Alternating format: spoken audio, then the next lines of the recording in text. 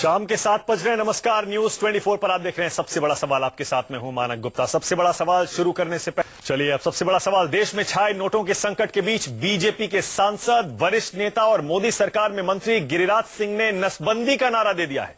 गिरिराज सिंह ने साफ साफ कहा कि देश आबादी के विस्फोट में जल रहा है और आम लोग संसाधनों के अभाव में पिसे जा रहे हैं, लेकिन एक धर्म विशेष अपने यहां बच्चों की संख्या को काबू करने को तैयार नहीं है। गिरिराज सिंह के मुताबिक गरीब हिंदू समाज ने भी वक्त की नजाकत को समझते हुए अपनी आबादी पर नियंत्रण कर लिया है, लेकिन जो लोग इसके लिए तैयार नहीं हैं, उन पर कानून का डंडा चलना चाहिए। गिरिराज सिंह ने माना कि उन्होंने नसबंदी तक की बात कही है। विरोधी इसे बीजेपी की बौखलाहट और वोटों के ध्रुवीकरण की कोशिश बता रहे हैं। इसीलिए हमारा सबसे बड़ा सवाल आज यही है, मोदी के मंत्री क्यों चाहते हैं नोटबंदी के बाद नसबंदी, और क्या नोटबंदी से ध्यान हटाने के लिए बीजेपी ने नसबंदी का मुद्दा उठाया है? इसी पर बहस होगी, लेकिन जरा पहले गिरिराज सिंह का वो बयान सुनिए जिस पर ये सारी बहस छिड़ी है। सुनिए। नोटबंदी के बाद नसबंदी की बात बहुत बड़ा यहाँ पर बात उठ रही है सर, क्या है नसबंदी? ये मैंने कहा कि देश में विकास के लिए और सामाजिक समरसता के लिए जनसंख्या नियंत्रण के लिए कोई कानून होनी चाहिए। सबसे बड़ा सवाल में आज मेरे मेहमान है बीजेपी से आईपी सिंह, कांग्रेस से मुकेश नायक और यहां स्टूडियो में मेरे साथ विश्व हिंदू परिषद के प्रवक्ता विजय शंकर तिवारी और मौलाना साजिद रशीदी जो कि प्रेसिडेंट हैं ऑल इंडिया इमाम एसोसिएशन। आप सभी का बहुत बहुत स्वागत है। पहले आईपी सिंह जी आप ही बताइए। आईपी सिंह जी, सीधा आरोप यह लग रहा है नोटबंदी फेल हो रही है, इसीलिए उससे ध्यान हटाने के लिए गिरिराज सिंह के जरिए बीजेपी ने यह बयान दिलवाया है ताकि वोटों का ध्रुवीकरण यूपी में कराया जा सके और चुनाव में अपनी लाज बचाई जा सके। आईपी सिंह जी। देखिए, जिस तरह नोटबंदी का कोई राजनेता नहीं बल्कि एक सुधारक के रूप में माननीय प्रधानमंत्री जी का फैसला है और पूरे देश ने स्वीकारा, यही एकमात्र कारण है कि मुरादाबाद की जो रैली उत्तर प्रदेश में हुई, ऐतिहासिक भीड़ जुटी है। पूरे देश में माननीय प्रधानमंत्री जी की जय जयकार हो रही है और इतना बड़ा फैसला है, निश्चित रूप से इस देश में परिवर्तन आने वाला है और परिवर्तन की तरफ भारत सरकार और देश के प्रधानमंत्री बढ़ चुके हैं और किसी भी प्रकार की कोई घबराहट नहीं है। 50 दिन का वक्त माननीय प्रधानमंत्री जी ने मांगा है। आज मैं जनपद आजमगढ़ से लखनऊ को आ रहा था, 2 टोल पड़े और बहुत ही सामान्य रूप से अपने डेबिट कार्ड से लोग पैसे पे कर रहे थे, किसी प्रकार की कोई भीड़ नहीं है। अगर सब बढ़िया है तो नसबंदी का नारा बीच में कैसे आ गया? 11 साढ़े 11 बजे वहां से गुजरा हूं। देखिए, गिरिराज सिंह जी निश्चित तौर पर भारत सरकार के मंत्री हैं, लेकिन उससे पहले वो एक राजनेता है, वो सांसद है, वो अपनी बात उन्होंने कही होगी, लेकिन ये आधिकारिक बयान न भारतीय जनता पार्टी का है न ये आधिकारिक बयान भारत सरकार का है। आप ये कहकर अपना पल्ला झाड़ नहीं सकते आईपी सिंह तौर से कहा है। आईपी सिंह जी, सिर्फ ये कहकर आप पल्ला नहीं झाड़ सकते कि वो उनका निजी बयान है। अक्सर यही होता है, बीजेपी के नेता इस तरह के विभाजनकारी बयान देते हैं और पार्टी अपना पल्ला झाड़ लेती है। आबादी हमारी नहीं,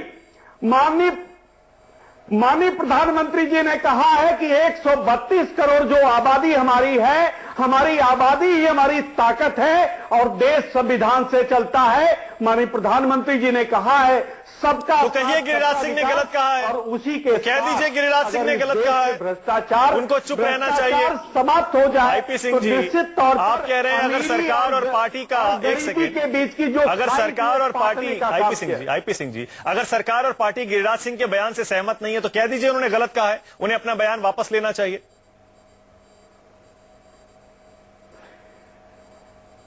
ये किस संदर्भ में उन्होंने बात कही है, ये बात वो खुद स्पष्ट उन्होंने करने का प्रयास किया है और मैं समझता हूं कि उस संदर्भ को देखा जाए या देखना चाहिए कि किस संदर्भ में बात कही है। हो सकता है कि देश की आबादी को और संसाधनों को लेकर उन्होंने अपनी बात कही। संसाधनों को लेकर, आबादी को लेकर बात करना ठीक है, लेकिन एक धर्म विशेष पर सवाल उठाना। एक सेकंड सर, एक सेकंड। आईपी सिंह, संदर्भ ठीक है, संदर्भ साफ है, आऊंगा आपके पास। लेकिन मुकेश नायक जी, नोटबंदी के बाद नसबंदी का जो ये नारा गिरिराज सिंह दे रहे हैं, इस पर कांग्रेस इसे सीधे यूपी से जोड़ के क्यों देख रही? कोई टिप्पणी नहीं, क्योंकि जैसे आईपी सिंह कह रहे हैं उसको टोटलिटी में देखिए, उन्होंने संसाधनों की कमी का भी जिक्र किया है।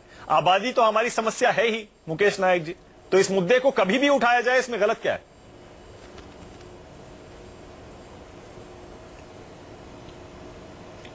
वो तो एक गैर जरूरी बयान को जब कोई व्यक्ति जस्टिफाइड करने की कोशिश करता है तो इस तरह के तर्कों के अलावा उसके पास कुछ बचता नहीं है। सिंह साहब ने खुद ही कह दिया कि गिरिराज सिंह के बयान को बहुत गंभीरता से लेने की जरूरत नहीं है, और हम लोग शुरू से जानते हैं कि बीजेपी के मंत्रिमंडल में, उनके संगठन में एक दो लोग सिस्टमैटिक तरीके से इस तरह के रखे जाते हैं जो बीच बीच में ऐसे गैर जरूरी बयान देते रहते हैं और पार्टी कहती रहती है कि यह हमारा अधिकृत बयान नहीं है। तो इसलिए उन्होंने खुद कह दिया कि गिरिराज सिंह को बहुत गंभीरता से लेने की जरूरत नहीं है। उनका बयान ना पार्टी का बयान है, ना पार्टी की सोच है, ना प्रधानमंत्री जी की सोच है। तो इस तरह के बयानों को बहुत मैं भी गंभीरता से नहीं लेता हूं। वैसे मैं ये कहना चाहता हूं कि पूरी दुनिया में जनसंख्या नियंत्रण एक बहुत गंभीर सवाल है, और जनसंख्या नियंत्रण पर अगर गंभीरता से सोचा जाए, बिना किसी भेदभाव के सोचा जाए, राष्ट्रीय हित में सोचा जाए, क्योंकि जनसंख्या वृद्धि ही पर्यावरण नहीं, आप बीच की लाइन मत लीजिए मुकेश नायक जी। अस्वच्छता का मुकेश नायक जी, वो ठीक कारण है। जनसंख्या पर मेरे ख्याल से कोई भी असहमत नहीं होगा कि उसे काबू करने की जरूरत है। सवाल यह है कि उसे नोटबंदी से जोड़ के आप क्यों देख रहे हैं कि नोटबंदी से ध्यान हटाने के लिए बीजेपी ने नया राग छेड़ा है?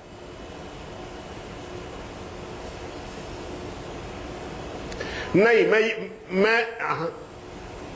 मैं ये पूछना चाहता हूं बीजेपी के प्रवक्ता महोदय से कि आरएसएस के सरसंघ चालक ने जो 9 बच्चे पैदा करने के लिए कहा था पहले, या विश्व हिंदू परिषद के लोगों ने जो 9 बच्चे पैदा करने के लिए कहा था, वो बीजेपी का अधिकृत बयान है कि गिरिराज सिंह के द्वारा दिया गया बयान अधिकृत है? वो तो आपने कह दिया कि ये बेकार का बयान है, किसी काम का नहीं है, वो तो आपने कह दिया।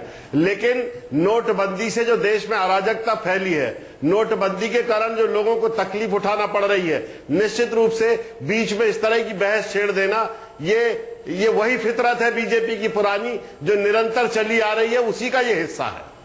आईपी सिंह जी जवाब दीजिए, देख लीजिए, आरोप बहुत सीधा है। 12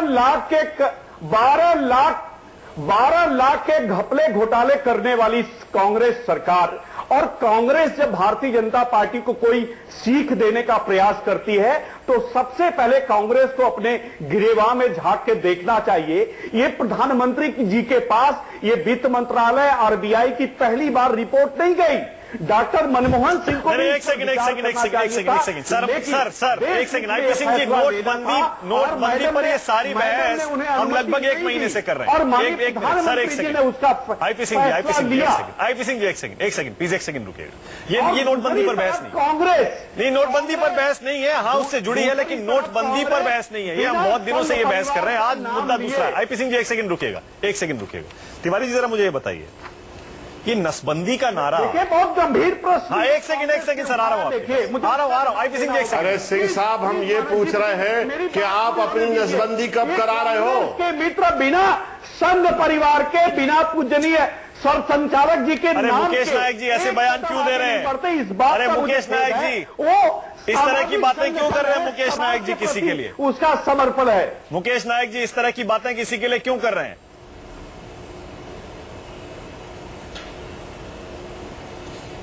एक मिनट सर, मुकेश नायक जी आपने सुना मैंने क्या कहा? नहीं, मुकेश मैं नायक तो जी बस किसी केवल के बारे में इस तरह की निजी टिप्पणी इस तरह क्यों के कर रहे हैं? बयानों को ये मानते हैं क्या मुकेश जी? नहीं, निजी टिप्पणी नहीं कर रहा, मैं तो इनसे विरोध कर रहा हूँ, मजाक कर रहा हूँ। क्या ये गिरिराज सिंह जी की बात को मानिए क्या हमारे प्रवक्ता? यही एकमात्र कारण था, यही एकमात्र कारण था। आईपी सिंह जी एक सेकंड रुकिएगा जरा। हाँ, तिवारी जी बोल। सबसे पहली बात है कि माननीय सरसंघचालक जी ने ये स्टेटमेंट कभी भी नहीं दिया जो आपने उनके नाम से उद्धृत किया। 9 बच्चों का स्टेटमेंट उनका कभी भी नहीं है जो इन्होंने उद्धृत किया। पहली बात तो यह है। दूसरी बात यह है कि अभी जो गिरिराज जी की बात की हम चर्चा कर रहे हैं, सुदर्शन जी ने दिया, माननीय तिवारी जी? नहीं, कभी नहीं दिया। नहीं, आपने उनके नाम पर जी ने ये बयान दिया था, भोपाल में दिया था। उनके नाम का आधार लेकर के एक आपने आंकड़ा दिया है जो आपको नहीं देना चाहिए था, अपडेट होना चाहिए था। किसी और ने बोला होगा जिसके विषय में मैं नहीं कह सकता, लेकिन उन्होंने इस विषय को नहीं बोला है। ये बात आप दुरुस्त कर आप लीजिए। सपोर्ट करते हैं क्या नसबंदी के नारे को? मैं आपको उसी बात पे ले जा रहा हूं, मैं उसी विषय पे ले जा रहा हूं।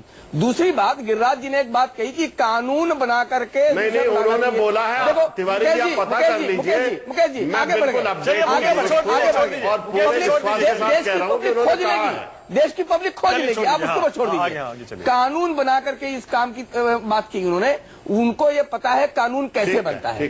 कानून जब बनेगा नहीं, नसबंदी की बात कही है उन्होंने, नसबंदी की बात कही। मैं उसको नकार नहीं रहा हूं, मैं उनकी बात को नकार नहीं रहा हूं, मैं अपनी बात कह रहा हूं कि कानून कैसे बनता है। नसबंदी का भी अगर कुछ बात करेंगे तो कानून बनाए ना, कानून बनाने की बात कर रहे हो तो कानून कैसे बनता है। तो मुकेश जी, कांग्रेस भी उस कानून में सम्मिलित होगी, तभी एक नसबंदी लागू होगी। लेकिन एक वो काल याद करिए जब श्रीमती इंदिरा गांधी जी ने एक बात शुरू की, हम दो हमारे दो, ये नारा किसका दिया हुआ है, ये कानून किसका लाया हुआ है। उसी समय नारा है वो तो, वो नारा है, कानून नहीं है। ये योजना भी चल रही है, योजना है, कानून नहीं है। मैं आपको बात कर रहा हूं ना। लेकिन उसी समय क्या नसबंदी, जबरदस्ती नसबंदी कराना देश भर में चालू किया था, वो कानून था? तो ऐतिहासिक भूल थी जिसके लिए माफी मांगी जा चुकी लेकिन है। ये बताइए, उस समय के नेता, दो चीजें एक साथ चल रही थी तो किसका विरोध किया था इन्होंने संजय गांधी का उस समय विरोध किया था क्या? पहले ये बताओ मैं मुझे। नहीं, तिवारी जी, वो ऐतिहासिक भूल थी जिसके लिए बार बार माफी मांगी जा चुकी है। तीसरी बात, आप ये कहते हैं कि इस प्रकार की बात कैसे चलती है, तो इस प्रकार की बात क्यों चलती है वो समझना पड़ेगा। अगर इस देश में मालदा होगा, अगर इस देश में मुजफ्फरनगर होगा, अगर इस देश में कराना होगा, अगर इस देश में कांधला होगा, अगर जब ये होता रहेगा मानक जी, तब तक इस प्रकार की मेरे पास आंकड़े हैं मौलाना रशीदी, मेरे पास आंकड़े हैं मौलाना रशीदी, जो कुछ हद तक जो आप कह रहे हैं उसके सपोर्ट में जाते हैं। आंकड़े ये कह रहे हैं मुसलमानों के जो परिवार का साइज है, परिवार का आकार, वो तेजी से घटा है। बल्कि कुछ आंकड़े तो ये कहते हैं कि हिंदुओं के परिवारों के मुकाबले ज्यादा तेजी से घटा है। ऐसे में आप ये नसबंदी के नारे को कैसे देखते हैं? देखिए, एक चीज मैं आपको बता देता हूँ, ये सच्ची बात है जो आपने कहा कि आंकड़ा घटा है, सच्चाई है बिल्कुल। चूंकि हर आदमी धार्मिक रूप से नहीं, अपनी फैमिली को कैसे लालन पालन करेगा उसके हिसाब से देख रहा है। ये किसी के कहने पर नहीं है, आदमी खुद निर्भर होकर उसको कर रहा है। बीजेपी की एक आदत रही है शुरू से, जब ये सत्ता में थे तब भी, नहीं थे तब भी। क्या रहा? कभी राम मंदिर, कभी लव जिहाद, कभी घर वापसी, कभी गौ मास, कभी गौ रक्षा, कभी कन्हैया, कभी सलमान खान, कभी शाहरुख खान। ये सारी चीजें आज फिर नोटबंदी को लेकर जो पूरे देश के अंदर कोहराम मचा हुआ है, हर आदमी परेशान है उस बात को लेकर। आज फिर इन्होंने इस बात से ध्यान हटाने के लिए एक नया मुद्दा शुरू कर दिया। एक बात बताइए, नसबंदी। एक बात बताइए। नहीं, सुनिए मानक जी, एक बात मेरी सुनिए। मुझे ये समझ नहीं आता कि ये जो बीजेपी के लोग इस तरह के बयान देते हैं, बीजेपी के अंदर बहुत सारे लोग ऐसे हैं जिन्होंने शादी तक नहीं की। क्या इनको इस बात पर शर्म नहीं आती कि भाई उनकी पहले शादी कराएं, उनसे बच्चे पैदा करवाएं, फिर मुसलमानों को सोचें, फिर मुसलमानों को सोचें? ये कैसे मुसलमानों पर आरोप कैसे लगा सकते? मुसलमानों पर आरोप कैसे लगा सकते? मुसलमानों पर आरोप कैसे लगा सकते? मुसलमानों पर आरोप कैसे लगा सकते? मुसलमानों पर आरोप कैसे लगा सकते? निजी जिंदगी में नहीं, मेरी अपनी बात है। किसी बीजेपी मैं 2 बच्चे पैदा करूं, निजी 2 बच्चे पैदा करूं, बीजेपी के लोग कौन होते हैं मुझे कहने वाले? मुसलमान से क्यों जोड़ा जाता है? मैं दूसरी एक चीज, मेरे पास भी आंकड़े, सुनिए, मेरे पास भी आंकड़े हैं। 2010 से लेकर 2016 तक मुसलमानों की जो आबादी है वो हिंदू आबादी से 10% कम है। हिंदू आबादी 10% ज्यादा है। क्या उसको रोकेंगे ये लोग? क्या मुझे एक बात बताइए, क्या आबादी को कम करने के लिए अगर इस तरह का कोई नारा दिया जाता है, वो हिंदू मुस्लिम सब आएंगे उसमें, सिर्फ एक धर्म विशेष के लिए तो वो नारा नहीं है? नहीं, ये धर्म अगर इस तरह की कोई बात कही जाती है, किसी कोई कानून बनेगा किसी धर्म विशेष के लिए नहीं गिरिराज बनेगा। सिंह ने जो कहा है वो सिर्फ एक धर्म विशेष को सामने रखते हुए कहा है। उन्होंने ये कहा, सुनिए, इसका परिणाम मैं आपको बता दूं, इंदिरा गांधी ने जो कुछ किया था, मुकेश नायक जी बैठे हैं, उसकी सजा उन्होंने भुगती है। और आज मैं दावे के साथ कह सकता हूं कि नसबंदी को लागू कर दीजिए, हमारी तो नसबंदी नहीं होगी लेकिन बीजेपी की नसबंदी जरूर हो जाएगी। दावे से कहता हूं मैं इस बात। आईपी सिंह जी जवाब दीजिए, आईपी सिंह जी करके देखिए, हम कहते हैं करिए।